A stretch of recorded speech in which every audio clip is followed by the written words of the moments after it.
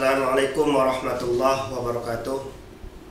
Alhamdulillahirabbil alamin. Allahumma shalli wa sallim ala sayyidina Muhammad wa ala ali sayyidina Muhammad. Sobat Ambyar dimanapun Anda berada, alhamdulillah saya bisa berkesempatan duduk di sini menyapa Sobat Ambyar dimanapun berada. Pada kesempatan ini saya akan membahas sedikit tentang keagamaan yang simpel dan mudah dipahami. Salah satunya itu kemudahan dalam Islam. Pernah nggak nih Sobat Ambyar sholat subuh kemudian suratnya itu surah Al-Baqarah? Kemungkinan kalau di Indonesia belum pernah kayaknya, karena kalau pakai surat Al-Baqarah itu terlalu panjang.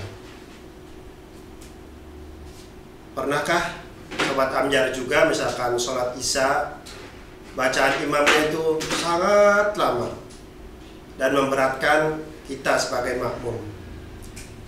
Dan hal itu pernah terjadi pada zaman sahabat Mu'adz itu, sahabat Mu'adz radhiyallahu anhu itu pernah mengimami sholat.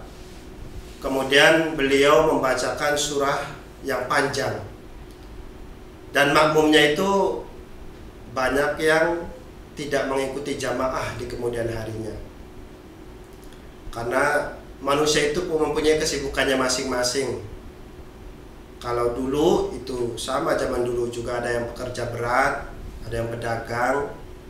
Kalau kita misalkan sholat Isya berjamaah, kemudian imamnya bacaannya itu bacaan surat-surat yang panjang dan memberatkan makmumnya, kemungkinan nanti makmumnya itu tidak akan menjadi makmum lagi, nggak mau makmuman sama imam tersebut lagi. Karena orang tersebut capek habis bekerja, sejak pagi sampai sore bekerja berat, kemudian ketika malam itu sudah capek, jadi tidak bisa mengikuti sholat Isya yang begitu lama. Maka sahabat tersebut mengadu kepada Rasulullah. Kemudian Rasulullah memanggil atau mendekati Mu'adz agar tidak memanjangkan bacaan suratnya. Jadi di dalam Islam ini tidak membebani umatnya ini hal yang berat-berat, sesuai dengan kemampuannya. Dan sama halnya juga banyak sekali rukhsah, yaitu dispensasi dalam Islam. Seperti kalau kita bepergian musafir misalkan dari Cirebon ke Jakarta, sekira-kiranya itu minimal 82 km, kita ini mendapatkan dispensasi atau rukhsah keringanan dalam Islam. Ketika kita dalam perjalanan itu tidak kuat, maka kita itu boleh untuk berbuka puasa. Hanya saja nanti setelah bulan Ramadan, hal tersebut harus diganti atau dikodok. Kemudian, misalkan kita sakit yang sangat parah dan kata dokter, kita ini tidak diperbolehkan untuk menyentuh air, maka di dalam Islam juga ada keringanan juga atau dispensasi. Boleh kita itu bertayamum dengan debu. Maka seyogyanya kita ini sebagai umat Islam tidak diberatkan oleh Allah dengan ibadah-ibadah yang telah diperintahkan kepada kita. Tinggal kita memilihnya bagaimana memanajemen ibadah kita. Dan sekarang ini fenomena seperti sholat taraweh itu ada yang cepat, ada yang 7 menit, ada yang 10 menit, bahkan ada yang paling cepat itu 7 menit katanya.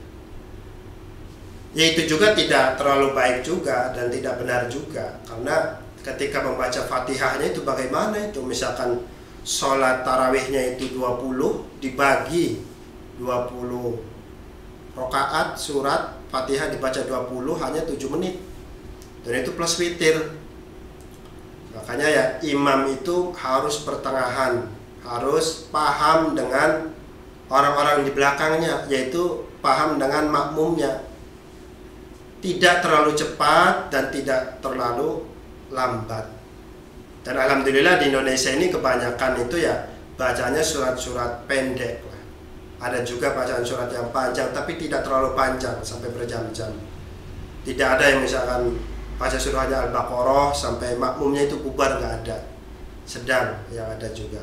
Apalagi kita di kalangan kita orang kampung itu ya, kalau kita baca surahnya itu ketika tarawih itu At-Takasur, kemudian rakaat keduanya Al-Ikhlas, Qul huwallahu ahad. Dan alhamdulillah jamaahnya itu ya bertahan. Walaupun ya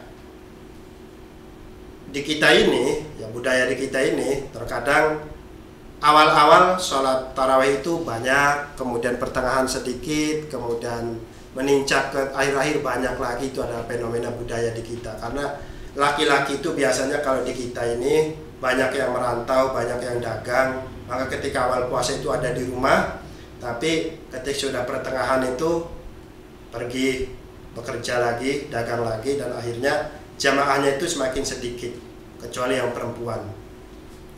Itu saja yang bisa saya sampaikan. Maka mari kita pakai atau kita pakai semua yang diperintahkan oleh Allah. Maksudnya kita yang keringanan-keringanan ini kita implementasikan dalam kehidupan sehari-hari. Dispensasi-dispensasi yang Allah berikan ini kita pakai selagi kita kuat. Kalau kita tidak kuat, barulah kita memakai dispensasi yang diberikan oleh Allah SWT. Itu saja yang bisa saya sampaikan. Kurang lebihnya mohon maaf. Wallahul muwaffiq ila aqwamit thoriq. Wassalamualaikum warahmatullahi wabarakatuh.